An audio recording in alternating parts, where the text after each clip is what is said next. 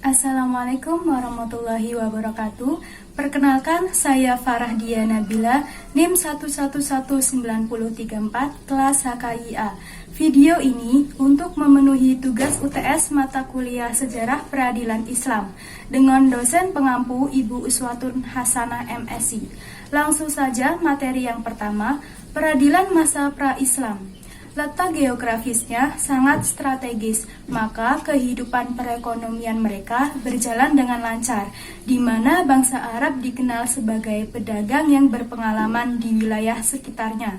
Kondisi sosial bangsa Arab pada masa jahiliyah tidak menyenangkan dan menganut hukum riba. Kenyamanan hidup tidak ada, sehingga dikatakan masa kegelapan. Bidang hukum bangsa Arab pada Islam menjadikan adat sebagai hukum dengan berbagai bentuknya. Hukum-hukum bangsa Arab pada masa jahiliyah tidak bersumberkan pada syariat samawi ataupun dari peraturan perundang-undangan yang tertulis, melainkan pertimbangan-pertimbangan yang diberikan oleh juru damai. Badan hukum ini dipegang oleh Banu Saham, satu golongan di antara golongan-golongan Quraisy. Kaum jahiliyah terbiasa menyelesaikan kasus ataupun masalah mereka dengan mendatangi dukun dan tukang ramal. Selanjutnya, materi yang kedua, peradilan pada masa Rasulullah. Orang yang pertama menjadi hukum dalam Islam adalah Rasulullah Shallallahu Alaihi Wasallam berdasarkan perintah Allah. Adapun ciri khas peradilan masa Rasulullah yaitu tidak ada pemisahan kekuasaan di bidang peradilan dengan kekuasaan di bidang lain, dan kekuasaan di bidang peradilan menyatu dengan kekuasaan di bidang fatwa. Sumber hukum peradilan pada masa Rasulullah yaitu Al-Quran dan ijtihad. Al-Quran adalah kalam Allah yang diturunkan kepada Nabi Muhammad melalui malaikat Jibril. Sedangkan ijtihad dari kata al-jad yang berarti kesulitan, kesukaran. Pada zaman Rasulullah telah dikenal adanya peninjauan kembali suatu putusan hukum yang telah dijatuhkan. Para hakim di zaman Rasulullah telah ditetapkan gaji yang disesuaikan dengan masa dan kebutuhan mereka. Proses peradilan berlangsung dengan sangat sederhana. Contohnya, seorang wanita ditalak suaminya dan suaminya ingin mengambil anaknya darinya. Lalu ia datang kepada Rasul. Maka beliau berkata, "Engkau lebih berhak bersamanya selama engkau tidak dinikahi." Selanjutnya, materi yang ketiga, peradilan pada masa Khulafa ar-Rasyidin. Yang pertama, peradilan pada masa Abu Bakar. Keadaan peradilan di masa pemerintahan Abu Bakar relatif sama dengan peradilan yang terdapat pada masa Nabi, dan tidak ada suatu perubahan dalam lapangan peradilan. Hal ini disebabkan karena kesibukannya memerangi sebagian kaum muslimin yang murtad sepeninggalan Rasulullah dan kaum pembangkang yang tidak menunaikan zakat, urusan-urusan politik dan pemerintahan lainnya. Pada masa Khalifah Abu Bakar, urusan peradilan diserahkan kepada Umar bin Khattab selama 2 tahun. Yang kedua, peradilan pada masa Umar bin Khattab. Pada masa pemerintahan beliau, wilayah kekuasaan Islam semakin bertambah luas dan umat Islam semakin bertambah banyak. Di masa pemerintahan Umar, urusan peradilan merupakan bagian dari kekuasaan Umar. Maka di antara wewenang penguasa adalah menentukan qadhi terhadap sebagian urusan peradilan yang harus ditanganinya. Adapun pengangkatan qadhi, yaitu qadhi ditunjukkan oleh khalifah sendiri. Para hakim dalam peradilan, mereka memutuskan perkara dengan merujuk Al-Quran dan Sunnah. Yang ketiga, peradilan pada masa Khalifah Ali bin Abi Thalib. Ali bin Abi Thalib memerintah dari tahun 656 sampai 662 Masehi. Semasa pemerintahan Ali, tidak banyak dapat berbuat untuk mengembangkan hukum Islam karena keadaan negara tidak stabil. Sistem pengangkatan hakim pada masa Ali bin Abi Thalib yaitu mengangkat hakim ibu kota oleh khalifah dan pengangkatan hakim daerah diserahkan kepada ibu kota atau gubernur. Yang keempat, peradilan pada masa Khalifah Utsman bin Affan. Pemerintahan Utsman bin Affan berlangsung dari tahun 644 sampai 656 Masehi. Ketika dipilih, beliau berusia 70 tahun. Di masa pemerintahannya, perluasan daerah Islam diteruskan ke barat sampai ke Maroko, ke timur menuju ke India, dan utara menuju Konstantinopel. Utsman bin Affan tidak mengangkat hakim di Madinah hingga beliau meninggal dunia. Politik luar negeri pada masa Utsman bin Affan melaksanakan politik ekspansi untuk menaklukkan daerah-daerah seperti Azerbaijan, Arai, Alexandria, Tunisia, Tabaristan, dan Siprus. Adalah wilayah yang sangat kaya akan sumber daya alamnya dan hasil bumi yang sangat melimpah. Selanjutnya, materi yang keempat, peradilan masa Bani Umayyah. Pada masa pemerintahan Khalifah Ali bin Abi Thalib, terjadi pertempuran antara Ali dengan Muawiyah di Siffin. Perang ini diakhiri dengan tahkim, tapi ternyata tidak dapat menyelesaikan masalah, bahkan menimbulkan adanya golongan tiga, yaitu Khawarij, yang keluar dari barisan Ali. Umat Islam menjadi terpecah menjadi tiga golongan, yaitu Muawiyah, Syiah, dan Khawarij. Pada tahun 660 Masehi, Ali terbunuh oleh salah satu seorang anggota Khawarij. Pada bulan Syawal tahun 40 Hijriah, penduduk Madinah membaiat Hasan ibn Ali menjadi seorang khalifah. Pada Jumadil Awal tahun 41 Hijriah, Hasan mengundurkan diri dari jabatan khalifah dan menyerahkan kepada Muawiyah, dan persatuan umat sukses menjadi khalifah. Muawiyah membuat pernyataan kepada rakyatnya untuk setiap terhadap anaknya, yaitu Yazid. Dinasti ini berkuasa selama kurang lebih 91 tahun dengan 14 orang khalifah. Pada masa pemerintahan Bani Umayyah, tidak semua perkara peradilan menjadi wewenang hakim. Kewenangan hakim dibatasi masalah-masalah yang bersinggungan dengan perkara perdata dan perkara perorangan, serta hukum kekeluargaan.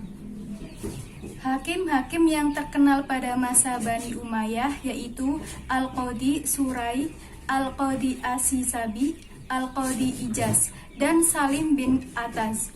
Adapun ciri-ciri khas bentuk peradilan pada masa Bani Umayyah yaitu: 1. Hakim memutuskan perkara menurut hasil ijtihadnya sendiri dalam hal-hal yang tidak ada nas atau ijma.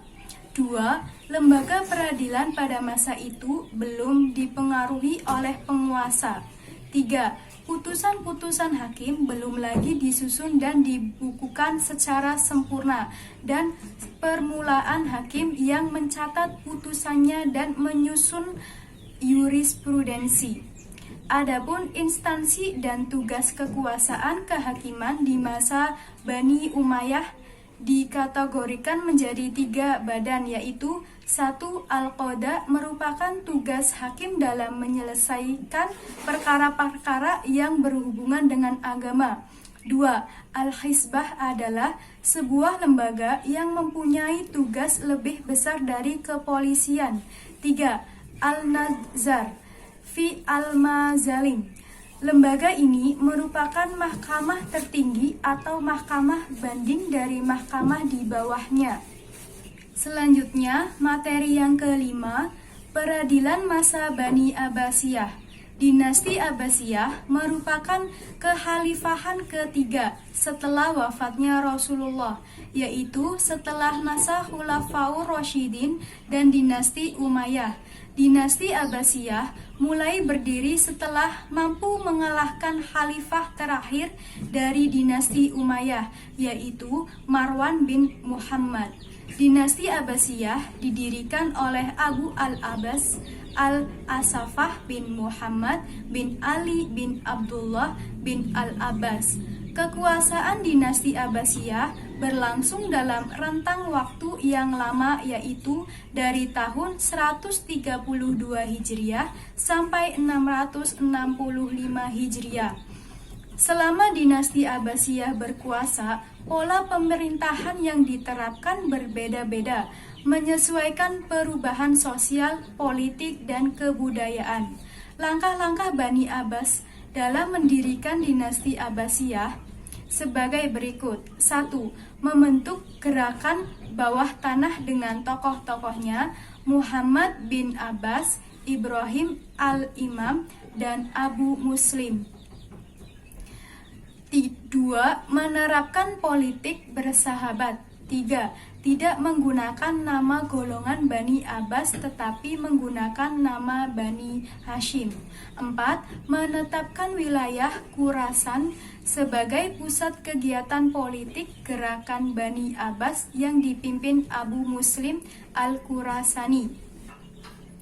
Pada masa Bani Abbasiyah, hukum Islam mengalami perkembangan yang begitu hebat. Perkembangan ini disebabkan oleh banyaknya mawali yang masuk Islam. Peradilan pada masa Abbasiyah pertama menjadi sumber hukum adalah Al-Quran dan As-Sunnah. Lembaga peradilan dikenal dalam organisasi kehakiman dengan 4 lembaga, yaitu 1. Iwan Qodi Ibu Kota, 2. Qudah Al-Akali Provinsi, 3. Qudat Al-Amsar Kota dan Kabupaten, 4. As-Sultah Al-Qadoiyah Ibu Kota dan Kota-Kota. Hakim-hakim pada masa ini memutuskan perkara menurut imam mazhab secara taklid karena terdapat perbedaan hukum dengan mazhab hakim. Pada masa ini, organisasi peradilan khususnya Qodi Al-Qudah sudah mengalami perubahan bidang peradilan pada dinasti Abbasiyah, yaitu 1. Pengangkatan Qodi dilakukan oleh khalifah. 2. Qodi Al-Qudah tidak hanya di pusat pemerintahan Baghdad, tetapi juga di daerah-daerah. 3. Pencetusan ide pembuatan undang-undang umum. 4. Hakim tidak lagi berijtihad. Adapun beberapa masalah dalam penyelenggaraan peradilan, yaitu munculnya mazhab-mazhab. Hal ini semakin berkembangnya ilmu pengetahuan. Pada masa Abbasiyah terjadilah kasus-kasus di antaranya: 1. Penyiaran ajaran Mu'tazilah secara paksa. 2. Pendukung khalifah menentang ahli sunnah. 3. Penangkapan pemimpin-pemimpin kelompok Rawandiyah dan memenjarakan 200 orang pengikut kelompok tersebut.